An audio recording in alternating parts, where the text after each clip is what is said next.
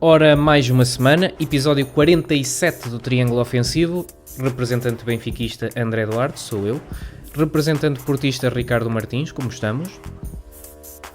Boa noite, estamos bem. E representante sportinguista Igor Mota, como estamos, Igor?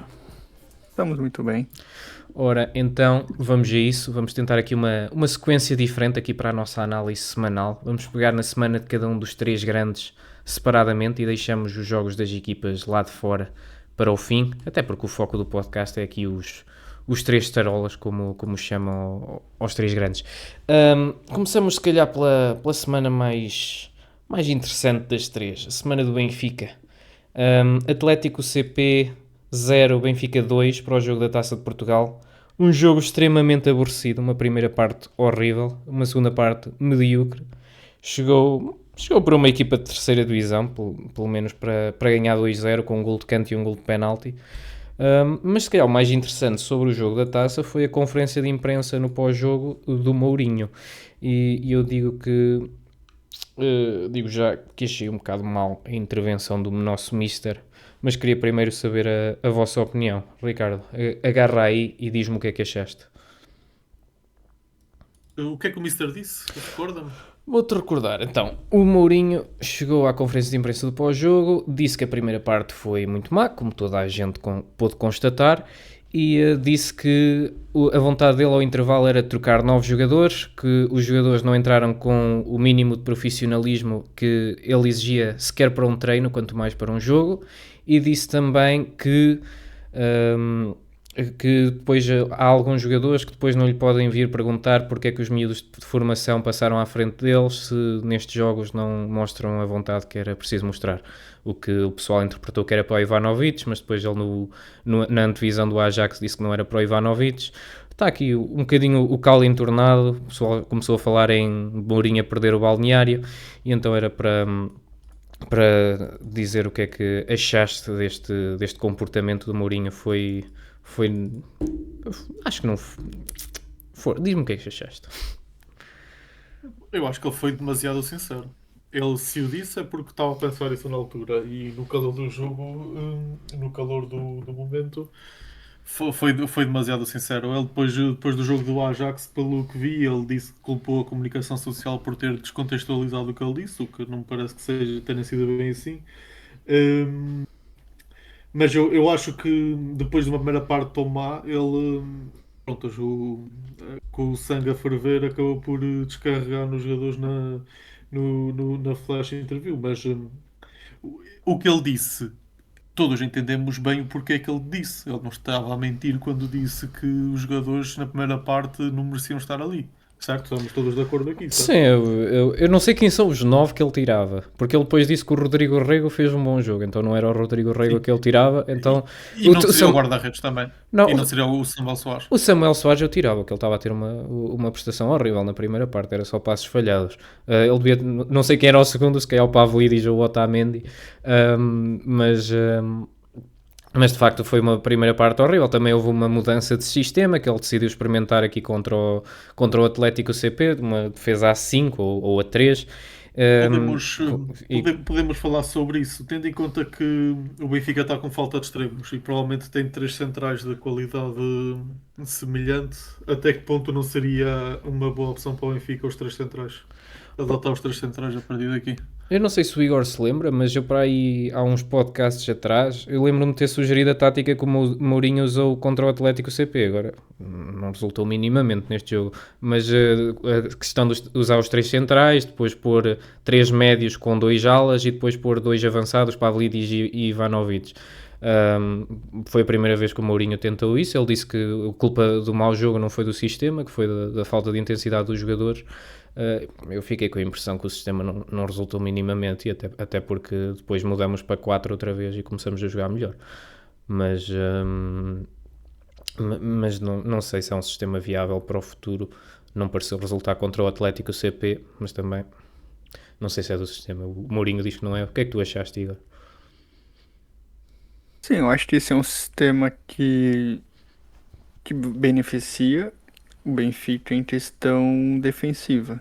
O Benfica vinha sofrendo muito E como o Ricardo disse, ter 3 zagueiros que hoje estão numa média ali, que eu acho que nenhum é muito melhor do que o outro, nenhum é muito pior do que o outro. Eu acho que isso beneficia, deixa a defesa um pouco mais segura. Mas eu acho que ainda o problema do Benfica, seja jogar com 3 zagueiros ou com 2 zagueiros, no sistema de 4 defensores, vai continuar sendo a criação. Eu não consigo ver essa linha de 5 no meio de Rodrigo Rego, João Rego, Arsenis, Barrenechea e Dedic. Eu não consigo ver eles criando oportunidades para o Pavlidis e Ivanovic. Eu acho que essa foi a maior dificuldade do Benfica e eu acho que ele conseguiu ver que o Benfica teve essa dificuldade e até por isso que ele mudou pro sistema que ele costuma jogar, que é com 4 defensores. Sim, ele trocou Mas 4 ao intervalo. Foi mesmo a dizer: estes gajos não estão a jogar nada. exato, então assim, lógico, é um sistema novo. O Benfica eu acho que nunca nem tinha jogado, nem com o próprio Schmidt, creio eu. Com o Lage, Realmente não sim. lembro do Benfica jogando com. Sim, mas eu tô indo lá no Schmidt porque eu acho que eu não lembro do Benfica jogar com 3 zagueiros, desde o Schmidt. Acho que houve um jogo qualquer, acho que foi com o Real Sociedade que até levamos 3. A gente tentou isso dos 3 centrais e não resultou também na altura. Mas sim, Então, acho que não é uma assim. tática que a gente costuma usar. Exato, então nem os jogadores estão acostumados. Eu acho que isso vai depender muito de como é os treinamentos. Com certeza ele deve ter treinado isso, mas no treino é uma coisa, no jogo é outra. Mas eu acho que essa tática não é uma das que mais favorece o Benfica hoje, tendo em vista de que o Benfica continua sem ter um meio de campo com criação. E tu ter dois ponta de lança lá, enfim, fincado dentro da área do adversário não adianta de nada se tu não tem jogadores para criar oportunidades para eles. Sim, e no fundo, eu não sei. Não sei o que é que falta ali. Pá, não conseguir. É que a sensação no final da primeira parte era que o Atlético estava a ter mais oportunidades que nós. E isso E aí, estava. falso de sistema, falso de coisa. Pá, os jogadores acho que também têm que dar mais. Nisso o Mourinho tem razão. Acho que foi um bocado duro demais. Acho que podia. Opá, pode arriscar-se a perder o balneário assim e depois deixar a comunicação social também enterrar certos jogadores, mas os jogadores tinham que dar mais. Eu tendo a concordar com isso. Não sei se concordas, Ricardo. Sim, os jogadores estão claramente em sub-rendimento, na sua maioria. Talvez tirando apenas o Pavlidis e o Otamendi, eventualmente. Mas os jogadores têm que dar mais. Eu acho que é uma culpa dividida por todos. Acho que o José Mourinho também não está a saber potenciar os pontos fortes do Benfica da forma como se lhe foi pedido que o fizesse, coisa que o Lage também nunca conseguiu tirar. Pelo menos a generalidade dos adeptos do Benfica acho que nunca consideraram que o Bruno Lage fosse o treinador ideal para esta equipa e acho que o José Mourinho também não se pode dizer até ao momento que esteja a fazer um trabalho melhor do que o Bruno Lage fez. Não. Não sei qual é a tua opinião, André, mas quando chegamos ao fim de... Quanto tempo o José Mourinho está no Benfica? 2 meses, não é? Desde o jogo com o Karabakh. Sim, eu arrisco-me a dizer Eu que pessoalmente não vejo uma grande melhoria no jogo do Benfica em 2 meses. eu arrisco-me a dizer que o Lage teria mais pontos na Liga dos Campeões do que o Mourinho, até porque teve aquele período de adaptação. Eu não sei se o Lage conseguiria algumas vitórias contra o Leverkusen, ou contra o Chelsea, ou contra o Newcastle, mas acho que conseguia pelo menos um empate ali pelo meio. E acho que também o jogo em si ia ser melhor, tendo a acreditar. Mas não muito melhor. Na altura não se justificava deixar o Lage. Acho que o Tribunal da Luz ditou que ele tinha de ser despedido naquele dia, não havia volta a dar. Mas quanto ao Mourinho, é dar-lhe tempo a ver o que é que ele faz até ao fim da época. Se a equipa começa a jogar, eu duvido muito. Acho que o Mourinho no final da época vai deixar o Benfica provavelmente para ir para a seleção, dependendo de como é que corre o Mundial. E não vejo que as coisas vão melhorar muito ao longo da época. Talvez melhorem um bocadinho, mas não estou muito esperançoso. Se calhar passamos para o jogo da Champions. Jogo. Sim, passamos já ao jogo da Champions também do Benfica, deixar já a semana do Benfica arrumada. Ajax 0, Benfica 2. 3 pontos, já não são 0 pontos, não é? Dá para respirar um bocadinho, mas não se pode dizer que também tenha sido um grande jogo do Benfica, na minha opinião. Acho que foi tolerável. Concedemos oportunidades a mais a um Ajax que não estava a criar nada. Até podíamos ter-nos arriscado a sofrer o empate quando ainda estavam 0. Mas, bem vistas as coisas, já não é mau, já não nos podemos queixar. Acho que é muito isso. Deu para respirar um bocadinho esta vitória sobre o Ajax, mas não é nenhuma. Eu não sinto nenhum ponto de viragem com esta vitória. O que é que tu achaste, Igor? Sim, eu acho que desde a vitória contra o Atlético CP, eu acho que pro Benfica o que importa é a vitória no momento. Independente se vai fazer a chave virar ou não, eu acho que o que tá importando mesmo são vitórias para ver se muda um pouco o ânimo dessa equipe, o ânimo dos jogadores, que realmente dá para ver nitidamente que eles não estão com ânimo nenhum. Concordo que não foi uma grande partida, mas eu acho que fez por merecer a vitória. Eu acho que foi um jogo bem, não diria ruim de ambas as equipes, mas foi um jogo muito abaixo. Eu acho que o Benfica foi o que fez um pouco a mais para vencer a partida e conseguiu vencer. Mas O Ajax eu é acho que no fraquíssimo momento. também. Exato. Isso que eu ia pontuar, que no momento não pode se tirar nem a vitória contra o Atlético CP, nem contra o Ajax, porque são duas equipes muito fracas. Só que, como eu disse, o Benfica não importa se é contra uma equipe da quarta divisão da Liga de Portugal. O que está importando hoje são vitórias. E o Benfica, seja de 1-0, 2-0, 3-0, se enquanto o Benfica conseguir empilhar vitórias, nesse momento vai ser bom para esse elenco, porque dá pra ver nitidamente que tá todo mundo ali sem confiança nenhuma, tá todo mundo muito cabisbaixo. E só vitórias que vai fazer esse time, essa equipe voltar a ter um ímpeto a mais. Entendo e concordo em absoluto. Ricardo, eu tenho a curiosidade de te perguntar o que é que tu achas de um jogador do Benfica. Leandro Barreiro, é bom jogador ou tem só luzes de vez em quando?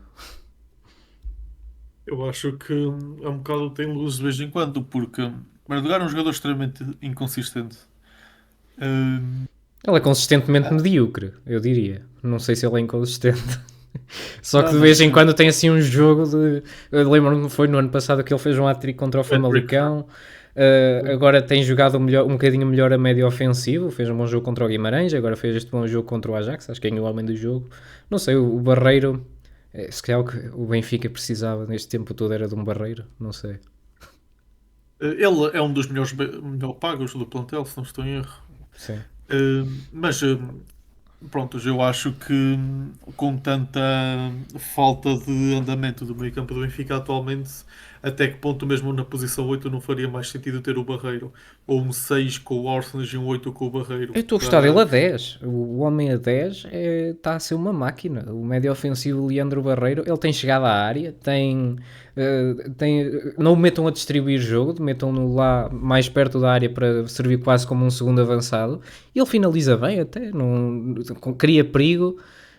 Não podem, nos cantos ele está sempre fora de jogo. Não sei como. Ele mete sempre um O jogo problema é fora ele de ter jogo. bola no pé.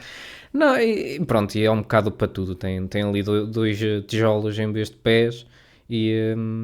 Mas a maneira como ele finaliza o segundo gol do Benfica, aquilo, atenção, não foi mal finalizado. Temos que admitir isso.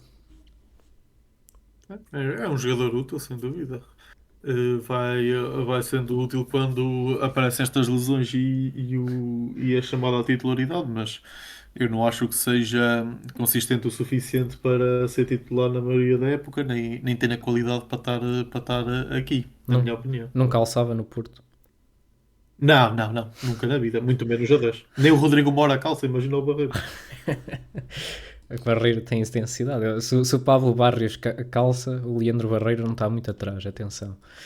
Mas bem, Uma coisa que é engraçada dessa partida é que depois de uma partida que o Mourinho disse que ele substituiria 9 jogadores, é ver que nessa partida o Mourinho só fez 3 substituições. E todas as 3 foram no final da partida. Realmente, uma foi o Thomas Araújo, que muito provável foi mais para preservar.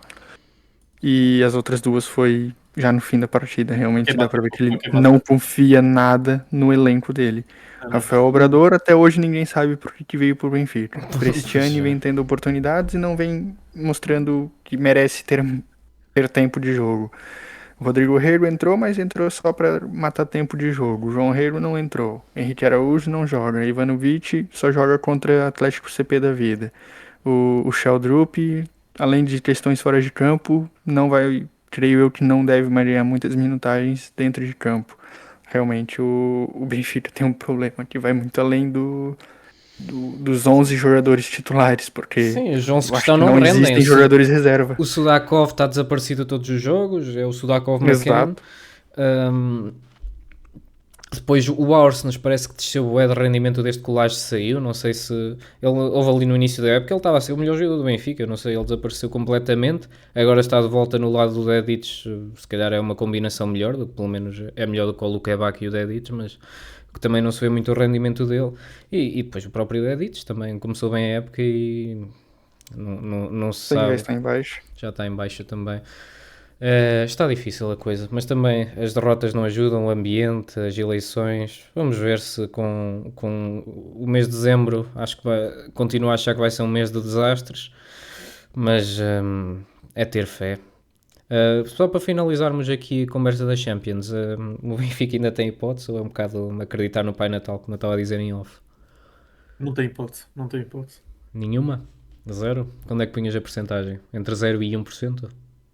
0,00001%. Ok. Eu punha em 3% por aí. Dava 3%. Tem que haver uma combinação de resultados que é quase impossível de acontecer. Tem que, Opa, eu acho o que Benfica nós não pode conseguimos. empatar um jogo. Tinha que ganhar 2 e empatar 1. Em primeiro lugar, não vai conseguir fazer. Vamos ganhar o Nápoles, segundo- vamos ganhar a Juventus e vamos empatar com o Real Madrid. Ou até ganhar. E 10 pontos não é garantido que consigas Sim, passar. 10 pontos não é garantido, mas E provavelmente nem vai ser suficiente. pá, a esperança é a última a Mesmo com morrer. esse resultado extremamente improvável. Sim, começamos com 4 derrotas, mas ainda vamos classificar. Isto tu tens que pensar que a mente do Benfiquista é assim. Nós, obviamente eu não, que tinha um ano ou 0 anos, já nem sei, mas quando foi a derrota de 7-0 em Celta de Vigo, a gente achava que na Luz ia dar 8-0 para virar a eliminatória. Isto, ser benfiquista é acreditar nestes milagres, mas... Ser maluco, no caso. Exato, sim.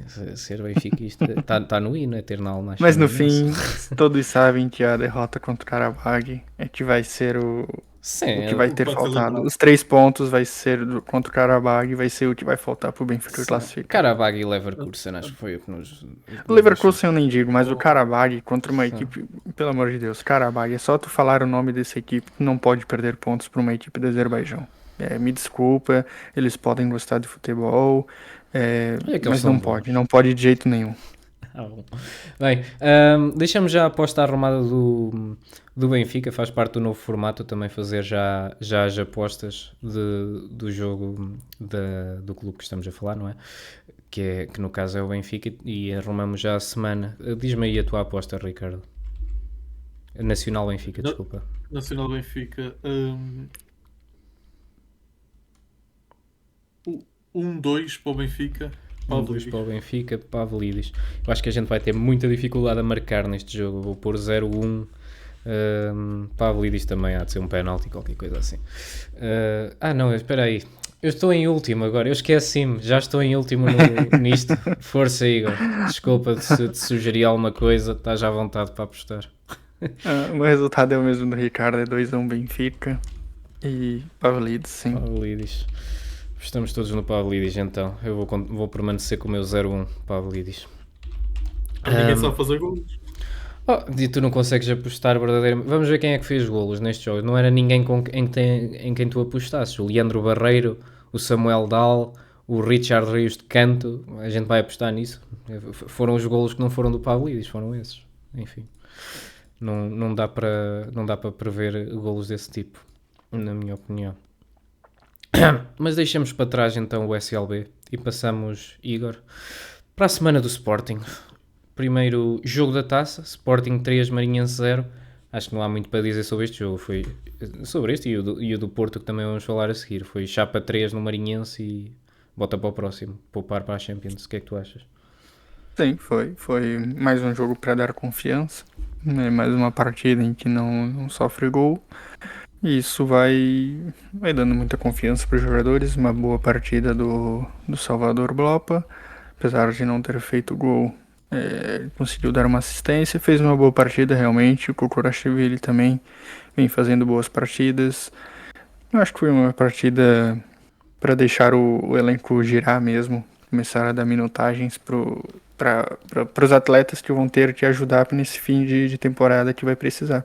O Ioannidis parece combinar bem com o Luís Soares quando estão os dois em campo. O Luís Soares consegue fazer aquele papel que o Paulinho fazia com o Gyökeres também, de ficar como quase segundo avançado a vir da esquerda. Achas que vai ser uma solução no futuro? Sim, tá falando do Ioannidis? Sim, quando o Ioannidis fica a ponta.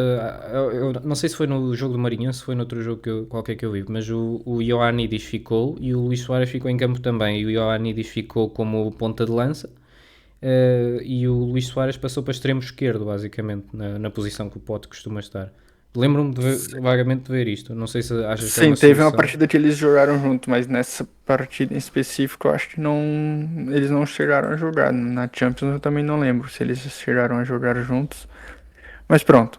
É, eu acho que sim, é uma boa opção. O Ioannidis, eu já disse que ele é basicamente um Conrad Harder. Ele é um atleta muito esforçado e isso com certeza ajuda muito. E eu acho que o estilo dos dois, eles se complementam, do Soares e do Ioannidis. Sim. Então acho que sim, a partir do momento que o Ioannidis novamente estiver disponível pro Rui Borges, eu acho que vai ser uma peça a ser bem utilizada. É. Ricardo, nós já na altura do mercado andávamos a gozar com o Sporting, mas eles bem se safaram não contrataram o Ivanovic e contrataram este Ioannidis e parece que o Ioannidis está a ter muito melhor época. Achas que é do contexto ou o Benfica contratou um flop e o Sporting teve um achado? Não sei, eu vejo a qualidade no Ivanovic. Agora, o próprio contexto que o Benfica está também não é propício a que apareçam aqui grandes individualidades. A verdade é que o Benfica precisa de estabilidade para que os jogadores também consigam vingar. Até que ponto é que este. Perdão. Até que ponto é que este avançado grego do Benfica, Vagianidis, não é? O Ioannidis? O Ioannidis, assim que é, até que ponto se tivesse ido ele para o Benfica, ele conseguiria fazer rivalizar com o Pavlidis na frente do ataque, com esta estabilidade toda, conseguiria entrar e fazer a diferença a partir do banco. A Sim. posição em que o Ivanovic do Benfica está também não é fácil, não é? Agora, o contexto é muito diferente, está muito mais fácil entrar neste Sporting e brilhar e fazer golos do que propriamente no Benfica, a verdade é essa. Sim, o Sporting, neste momento o Sporting está uma máquina bem oleada, eu diria, e se calhar é uma boa segue para o jogo da Champions, que foi uma vitória perentória do Sporting e começou muito mal com o Yilmaz a ser expulso. Diz aí o que é que achaste do jogo, Igor? É, a expulsão, na minha opinião, foi Não, a expulsão acertada foi ao ponto revertida depois, sim. de ele exato, foi certo o árbitro ter revertido, porque eu não acho mesmo que foi para expulsão, deu de ver nitidamente que ele é um lance pesado, vamos dizer, mas dá de ver nitidamente que ele encolhe a perna, que ele não tenta acertar o jogador, mas que acontece o contato, mas enfim. Referente ao jogo, eu acho que foi um jogo parecia que era contra o jogo da taça. Acho que foi um jogo muito, muito bom do Sporting. Eu acho que não deu nenhuma chance ao Clube Bruges, nenhuma mesmo. É, foi muito bem ofensivamente, muito bem mesmo. O Kenda muito bem nessa partida. O Geni Catamo, que eu vinha criticando, começou a entrar já há uns 3 meses e vem tendo boas sequências, vem tendo bons jogos. E isso é muito bom, até porque tá vindo um clássico contra o Benfica e ele gosta muito desses jogos. Então, assim, são jogadores que, como tu disse, o Sporting está no momento em que consegue botar o seu jogador no melhor nível, justamente porque as vitórias estão vindo. Então, realmente, eu acho que foi uma vitória merecidíssima, sem nenhum ponto de interrogação. Sim, e já está vincada um bocado a tática que o Sporting vai ter para o resto da época, e o plantel já parece bem consolidado. Tens o meio-campo, eles finalmente decidiram se têm jogado sempre Yilmaz e João Simões, que estão melhor, na minha opinião. O que é que tu achas? Sim, sim, são os dois que estão hoje em alta.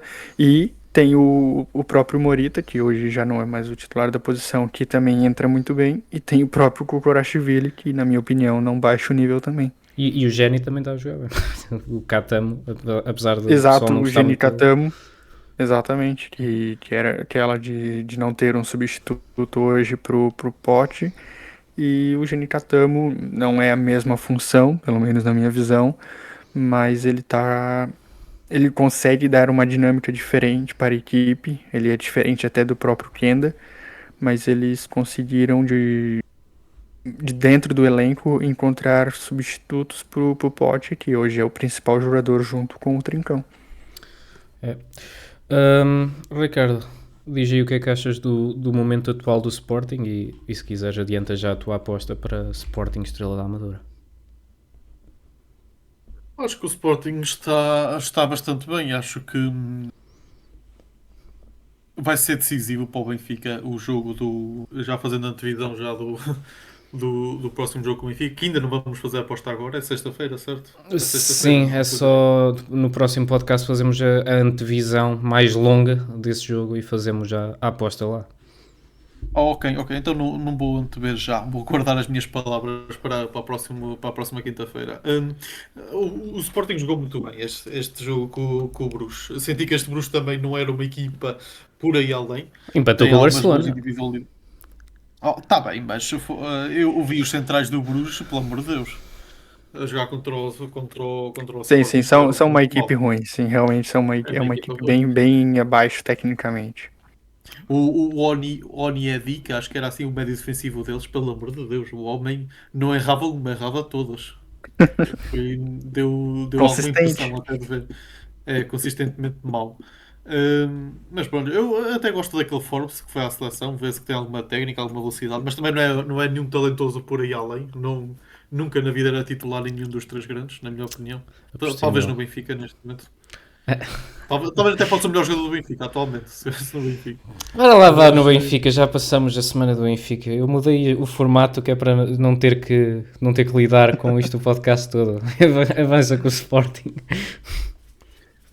Mas pronto, a vitória justa do Sporting justificou perfeitamente os 3-0 e está com boas hipóteses até de terminar nos 8 primeiros. É uma boa possibilidade do Sporting conseguir terminar entre os 8 primeiros. Neste momento está em oitavo, é o último dos que não vão ao playoff, passam direto.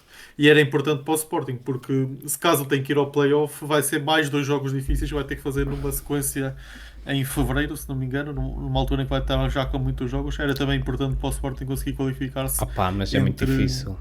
Entre os os top.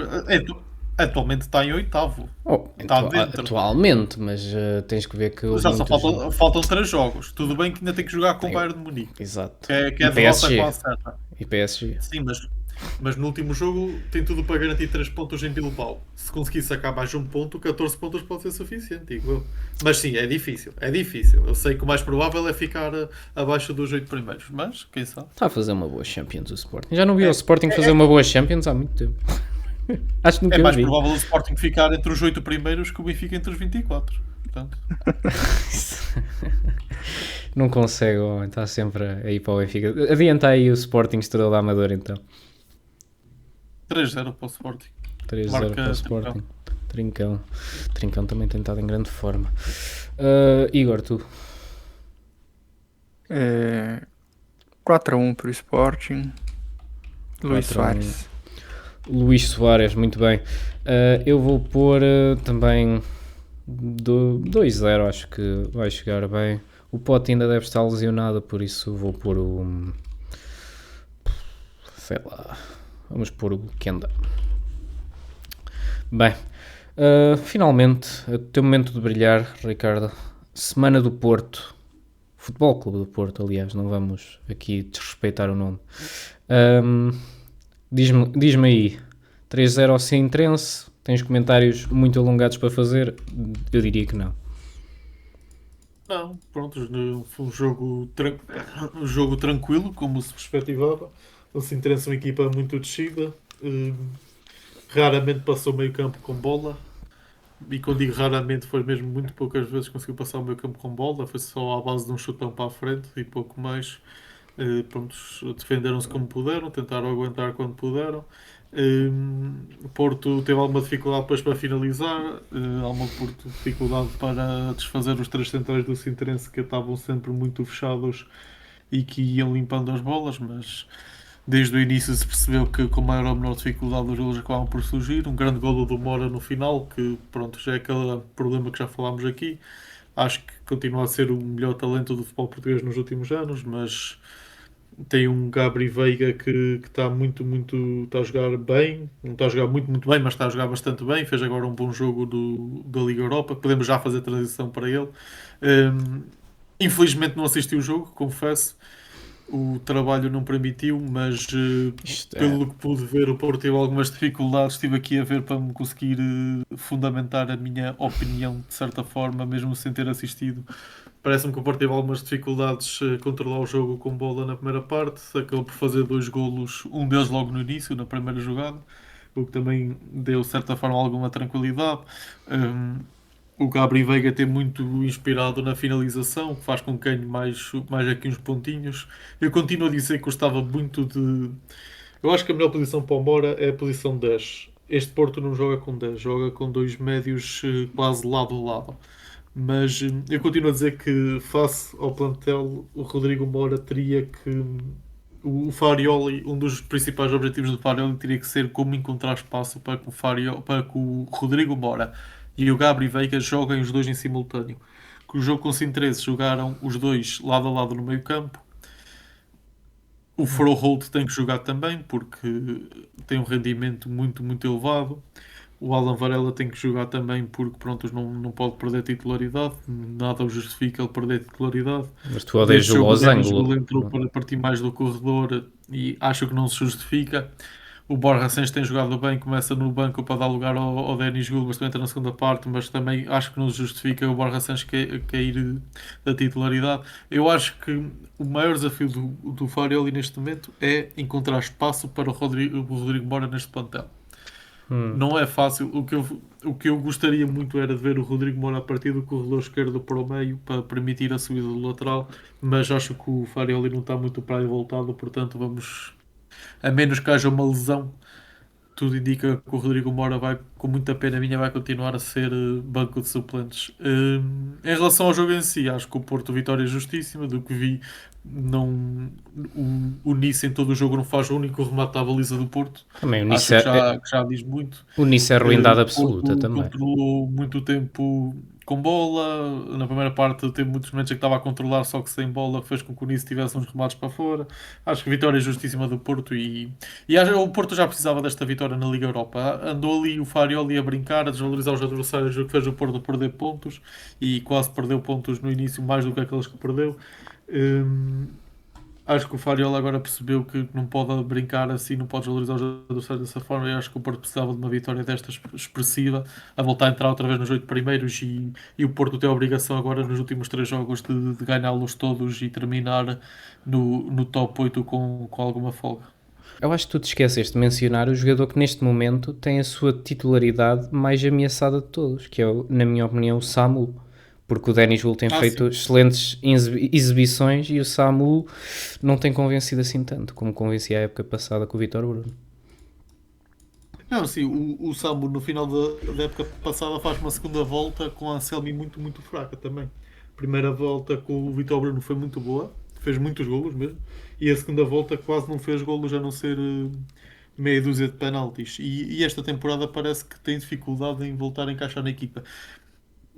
A sorte do Samu é que o Luke de Jong lesionou-se e só voltou agora, porque o Luke de Jong em forma tem que ser titular contra um Samu, porque o valor que o Porto pagou pelo Samu não pode justificar o facto de ele continuar com baixo rendimento e continuar a ser titular.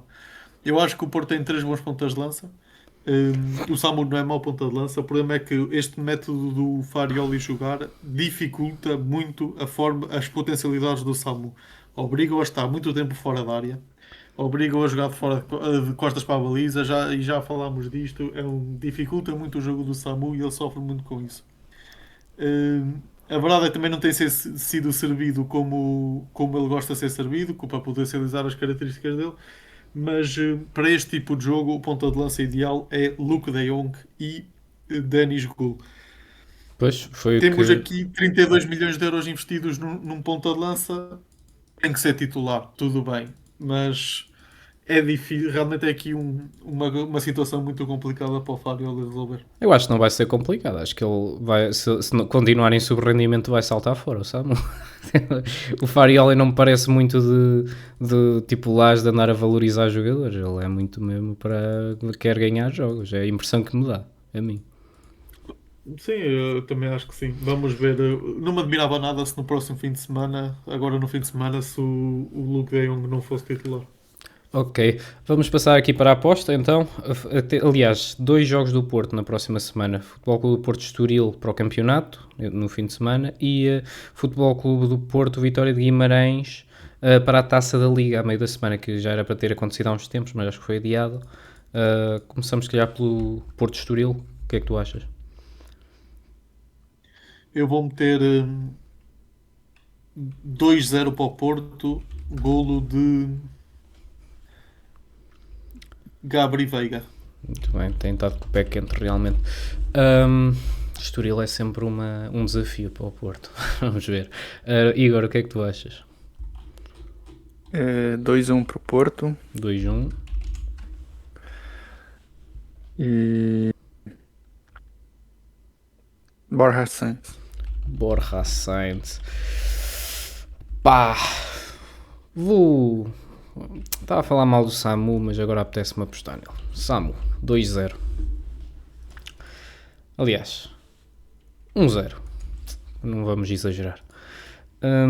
Fica assim arrumado. Arrumamos os 3 grandes então. Agora resta-nos falar dos jogos lá de fora. Se calhar... Faltou o Porto Guimarães. Faltou o Porto e sim, Guimarães. a aposta. Peço desculpa. Diz aí, Porto Guimarães, a aposta, Ricardo. 2-0 para o Porto, Luke de Jong. 2-0 para o Porto, Luke de Jong. Achas que já vai estar pronto para jogar titular? Acho que sim. Acho que vai ser titular e vai marcar. Tu, Igor, o que é que achas? 3-1 pro Porto, 3-1. William Gomes. Vou pôr 2-1, Denis Gul. Acho que vão estar até ao fim para marcar e o Denis Gul vai marcar no final. Pronto, agora sim, arrumamos os 3 grandes, vamos passar para os jogos lá de fora. Começamos pela Liga Inglesa, que foi interessante, um fim de semana da Liga Inglesa. O Man City perdeu 2-1 com o Newcastle, em Newcastle, e o Arsenal venceu o Tottenham por 4-1, numa vitória expressiva no duelo de Londres. Querem começar se calhar aqui pelo Man City? O que é que tu achaste desta exibição, Igor? Surpreendido que o Man City não conseguiu tirar a vitória? Surpreendido não. Eu acho que, como nós já vínhamos dizendo em outros podcasts, o Newcastle em casa é uma equipe muito chata, uma equipe que é difícil de ser batida. E foi mais um jogo desses. Eu acho que o City foi até superior na partida. Não diria que foi muito superior, mas eu diria que merecia ter saído com um empate. Mas o Tottenham é isso, tem que suar muito sangue para conseguir tirar 3 pontos deles lá de dentro. O Newcastle, sim, exato, desculpa. E, enfim, eu acho que é isso. Newcastle em casa é sempre aquela coisa difícil de aturar. Ricardo, o que é que achaste do jogo do Man City contra o Newcastle? O Newcastle é sempre muito difícil em casa, como disseram.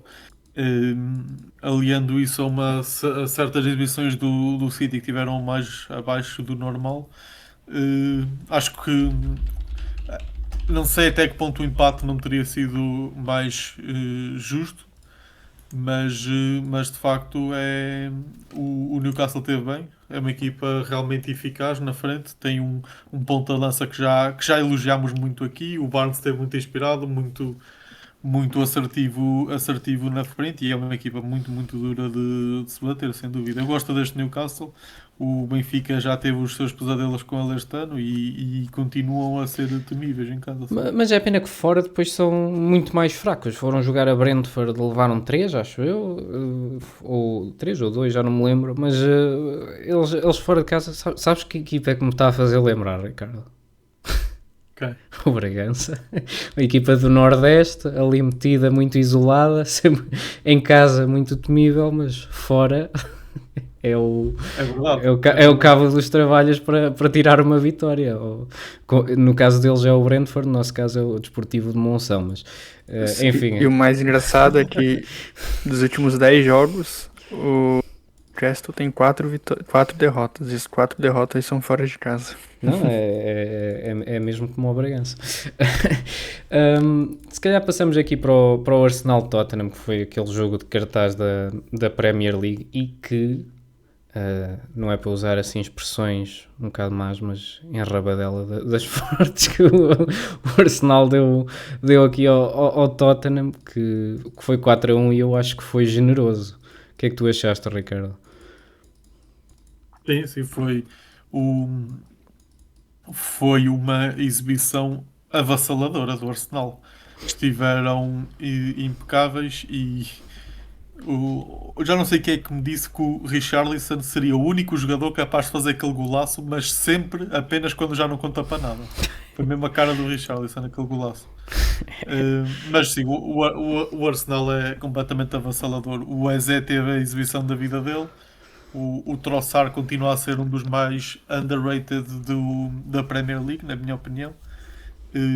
Tem um ataque temível, as bolas paradas já são o que são. Tem um Rice que executa todas as bolas quase a roçar a perfeição. Tem muito, muito boa equipa, muito bem orientados e neste momento são de longe o maior candidato a vencer a Premier League. E o Rice, pá, não é para fazer comparações com o Vitinha, que eu acho que está num nível superior, mas o Rice parece que ele dita o jogo todo do Newcastle e faz as 3 posições no meio campo. Ele é um 6, é um 8, é um 10 às vezes, marca as bolas paradas. O melhor jogador do Arsenal, na minha opinião, apesar do Bukayo Saka ter mais nome. Eu dava esse título ao Rice e se calhar até ao Calafiori. Não sei o que é que tu achas, Igor. Sim, concordo. Hoje o Rice tem a mesma importância que o Rodri teve na temporada passada para o City. Hoje, se tirar o Rice da equipe titular, o City perde até uma liderança que ele tem dentro de campo. E o Calafiori, com certeza, é um jogador muito qualificado, é um jogador que apoia muito bem, ele consegue encontrar muitos espaços, ele é um jogador muito inteligente, que isso chega também a ajudar o próprio Trossard, que tem um jogador que consegue, junto com ele, abrir muitos espaços, então o defensor tem que escolher ou o Marco Trossard ou o Marco Calafiori, e bem, no fim um dos dois vai acabar sobrando. Mas pronto, é uma equipe muito qualificada. Como o Ricardo disse, foi a partida da vida do Eze. Foi realmente uma grande partida do Arsenal. As contas para o campeonato inglês estão cada vez mais favoráveis ao Arsenal. Estão neste momento 6 pontos na frente. Tem o City já a 7 pontos e tem, se bem que isto na Liga Inglesa, 7 pontos não é nada, não é nada a ver com a Liga Portuguesa. E depois tem, o mais impressionante para mim, já tem o Liverpool a 11 pontos de distância. E o Liverpool neste momento está a 12º depois de derrotas atrás de derrotas na Champions, na Premier League. Em tudo. E nisto é o Chelsea que está em segundo lugar e já é uma bonita segue aqui para a nossa aposta da Liga Inglesa. Chelsea-Arsenal, Ricardo, o que é que tu achas que este jogo vai dar? É uma aposta complicada. Então vamos jogar muito bem. Eu vou meter 2-2 com golo de Estevão. Mikel Merino. Merino. Eu acho que o Arsenal joga melhor com o Merino do que com o Gyökeres, é só uma opinião, mas tenho essa impressão. Igor, o que é que tu achas que este jogo vai dar? Esse jogo realmente é muito complicado.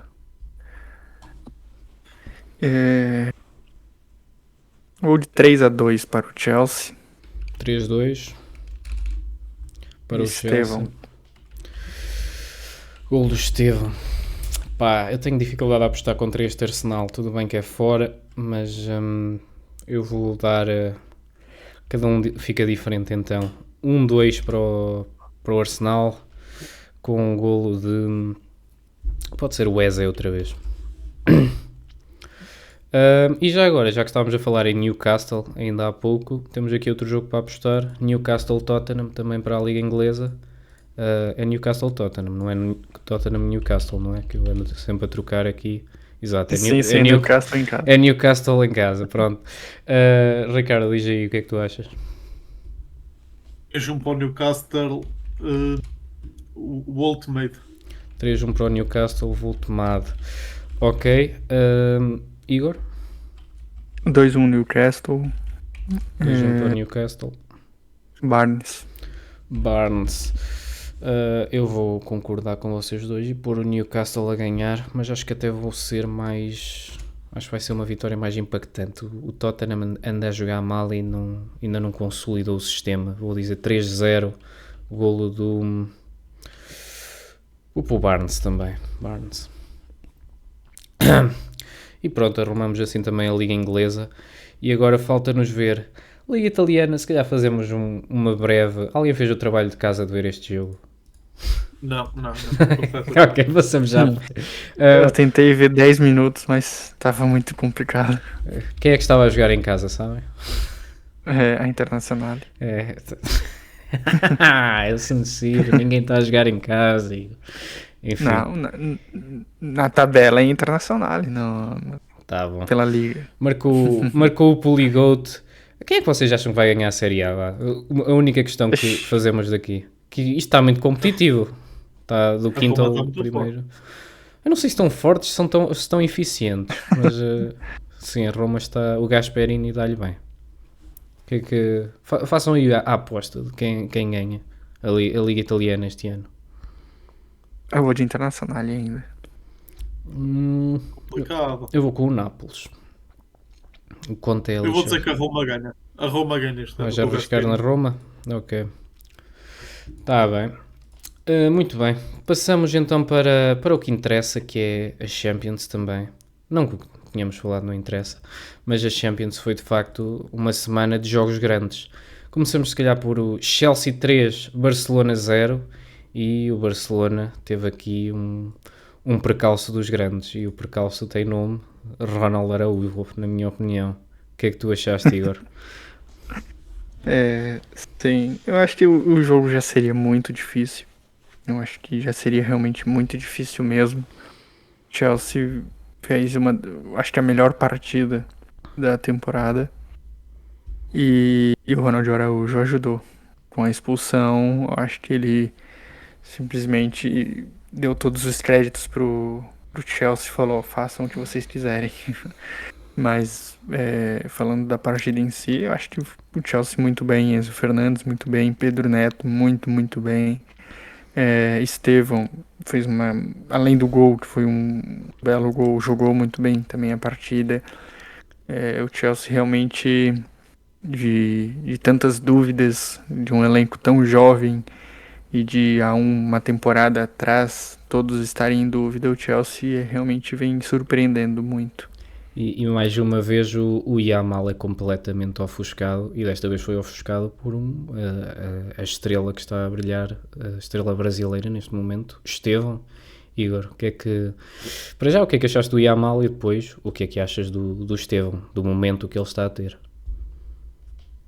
O Yamal, eu acho que assim, a equipe do próprio Barcelona hoje, na minha opinião, não ajuda. Eu acho que o Yamal precisa ter o Rafinha ali para ajudar ele. Eu acho que ele sozinho realmente ele vai ter ali alguma dificuldade, porque fica muito previsível tu marcar o Barcelona tendo somente o Yamal. Acho que ele até não fez uma partida tão ruim, só que, como tu mesmo disse, foi ofuscado por causa de uma grande partida do Estevão. Agora, falando do Estevão, é complicado, porque tem muitos jogadores brasileiros que saem como estrela e em menos de 6 meses, em menos de uma temporada, a realidade vira completamente. O próprio Endrick, que saiu também há uma temporada do Palmeiras e que foi para o maior clube do mundo, não conseguiu uma adaptação, apesar de ter sofrido com algumas lesões. E o Estevão, que foi muito criticado na época no Brasil por ter recusado Bayern, por ter recusado Barcelona, por ter recusado Real Madrid e ter aceito ir para um Chelsea que estava tão inconstante. Agora vem meio que engenheiro de obra pronta, vamos dizer, mas tá aí talvez o porquê que ele queria ir para uma equipe da Premier League, que é um futebol que ele gosta, que é um futebol que apesar dele não ter corpo, ele tem que usar muito da habilidade dele. Ele é um futebol muito rápido, que é uma característica que o próprio Estevão tem. E lógico, agora que tá dando tudo certo, é até mais fácil falar, mas realmente eu acho que ele tem muito mérito. Eu acho que ele trabalhou muito bem a cabeça dele. Isso o próprio staff inteiro do Palmeiras já vinha dizendo que há um ano antes dele sair, que ele já era um atleta que vinha trabalhando isso, já vinha entendendo que seria uma realidade completamente diferente. Entendia que ele ia chegar no Chelsea sendo só mais um jogador para completar elenco e foi com os pezinhos no chão e hoje ele está colhendo o que ele plantou. E o que ele plantou aqui uma bela carreira, na minha opinião, Estevão. Ricardo, comentários ao jogo? E o jogo ficou muito marcado pela expulsão do Araujo, é verdade, mas Opa, com aquela dupla de custa-me centrais, acreditar. eles não ganham nada. Paulo Barça e Ronaldo Araújo, não me lixem, o Barcelona não vai ganhar. Concordo. Não vai ganhar a Champions esta São época. muito inconsistentes. Mas Eu continua, gosto do desculpa. Kubarsi, eu até gosto do Kubarsi, sou sincero. Acho que lhe falta experiência, mas eu até gosto dele, tem potencial para ser de topo.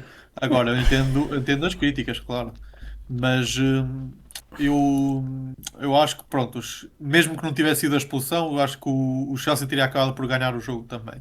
Tive pena, por exemplo, do Neto ter jogado parte do jogo a ponta de lança, acho que é um desperdício para a qualidade que ele tem, ele é um jogador de corredor. Mas acho que toda a equipa do Chelsea esteve muito bem. O Yamal voltou aqui a pipocar, se bem que não foi por culpa dele, até é capaz de ter sido o melhor jogador do Barcelona. Mas esta defesa do Barcelona, assim, realmente está abaixo. E, e este técnico do Barcelona tem que parar de ser. O Hansi Flick tem que parar de ser tão teimoso em relação à linha de fora de jogo. Não que foi esse o motivo de ter perdido neste jogo, mas tem sido, num cômputo geral, tem sido o motivo de muita instabilidade para este Barcelona, o que também se sentiu neste jogo, sim. Muito bem. Encerramos aí o Chelsea-Barcelona. Passamos para o Atlético de Madrid 2, Inter 1. Uma vitória surpreendente do Atlético de Madrid. Não estava à espera que eles conseguissem tirar. E também foi um bocadinho borrada, por assim dizer, que já veio no minuto 93. Diz aí, eu só vi o resumo. Suponho que vocês também tenham feito a mesma coisa, que isto são tantos jogos, não dá para ver tudo. Diz-me aí a tua opinião sobre este jogo, Ricardo. Atlético, bem? Sim, o Atlético, eu não vi o jogo, mas podemos, podemos dizer que foi um jogo, deu para perceber que foi um jogo bastante equilibrado e que podia ter caído para qualquer um dos lados. A equipa do Atlético foi um bocado ao seu estilo do Simeone, que é sempre uma equipa muito pragmática, mas a verdade é que deu-me sempre a impressão de que podia ter caído para qualquer um dos lados. Já sabia que ia ser um jogo bastante equilibrado, com duas equipas normalmente não tendem a não sofrer muitos golos, porque têm esta tendência sempre de serem consistentes defensivamente e em bloco muito junto, todos os jogadores muito juntos uns dos outros, mas a verdade é que o Atlético pronto, teve a felicidade do golo no final, mas podia ter caído para qualquer um dos lados. Igor, numa noite em que havia Real Madrid a jogar, Arsenal Bayern, Liverpool PSV e Sporting, suponho que não tenhas visto também o Atlético Inter, que é a batalha tática. A segunda parte eu até te acompanhei, estava acompanhando na televisão, no celular e no computador. Então a segunda parte eu até consegui acompanhar mais. Como o Ricardo disse, foi uma partida muito equilibrada. Falando mais pela segunda parte, eu consegui assistir, realmente foi uma partida muito equilibrada. Eu acho que o empate seria o mais justo, mas o Atlético foi feliz justamente no momento da partida em que ele normalmente é quem sai triste. Conseguiu um gol no último lance, nos últimos momentos. E outra coisa que eu tenho aqui para ressaltar do Atlético é que não é nem do Atlético em si, é da seleção argentina. É que, mais uma vez, a seleção argentina consegue, é, pelo visto, ter um goleiro que vai ser assim o substituto já, todos sabem, eu acho, que é o Musso, que realmente me parece ser um excelente mesmo goleiro, guarda-redes. E é mais essa questão mesmo, um jogo realmente muito equilibrado e só pontuar aqui o Musso. Muito bem. Ricardo, este fim de semana temos Barcelona Atlético de Madrid. Qual é a tua aposta? 2-1 para o Barcelona, marca Yamal. 2-1 e Yamal. Olha, eu acho que vai ser um jogo equilibrado e com muitos golos. 2-2 vai ser a minha aposta, com golo de Álvarez. Tu, Igor? 3-1 Barcelona. Era suposto Rafinha. seres tu primeiro outra vez. 3, Não tem problema. 3-1 Rafinha, desculpa lá, que isto vai demorar alguns episódios a adaptar-me a isto, Igor. Pronto, e deixamos o melhor para o fim. Temos aqui Arsenal 3, Bayern 1 e depois temos um PSG 5, Tottenham 3. Começando pelo Arsenal, eu não estava à espera que o Arsenal banalizasse desta maneira o Bayern. Tu estavas, Igor? Não. Realmente foi a melhor partida, na minha opinião, do Arsenal na temporada. E muito disso passa pelo Arteta. O Arteta, que muitas vezes é criticado por mexer de formas precipitadas ou de formas errôneas. Na minha opinião, o Arteta dessa vez mexeu muito bem na equipe. E a própria equipe que começou de titular foi uma equipe que, na minha opinião, já foi sempre muito ofensiva, sempre foi em busca do ataque a qualquer momento, mesmo contra um Bayern que é muito forte. Cedeu sim algumas oportunidades, o que é normal contra essa equipe do Bayern, mas foi um jogo realmente muito, diria até que perfeito do Arsenal, só não foi tão perfeito pelas chances cedidas, mas beirou a perfeição. Também achaste beirou a perfeição, Ricardo? E não se pode pedir muito mais, porque este Bayern é sem dúvida, estava a ser até este momento provavelmente a melhor equipa da Europa, ou uma das melhores, e o Arsenal realmente fez um jogo a roçar a perfeição, de facto. Não se lhe pode ter pedido muito mais. Tiveram o domínio das oportunidades, criaram quase todas as oportunidades do jogo, foram para o Arsenal e não fica um bocado feio dizer que banalizaram este Bayern Munique, mas de facto criaram a maioria das oportunidades e mereceram totalmente a vitória por uma margem expressiva. Portanto, sim, ninguém esperava que o Bayern se submetesse desta forma em casa do Arsenal. Já esperávamos que fosse um jogo difícil para as duas equipas, mas o Arsenal foi totalmente superlativo, sim. Sim, tendo a concordar, acho que este Arsenal não tem um momento do jogo em que são fracos. Em todos os momentos do jogo são sempre a equipa mais avassaladora em campo. E último jogo, PSG 5, Tottenham 3. O PSG anda com problemas na defesa, mas o ataque continua a carburar bem. Vamos falar aqui do hat-trick do Vitinho um bocadinho, Ricardo. Sim, acho que fez uma das melhores exibições da carreira dele. Foi um jogo muito bom por parte do PSG.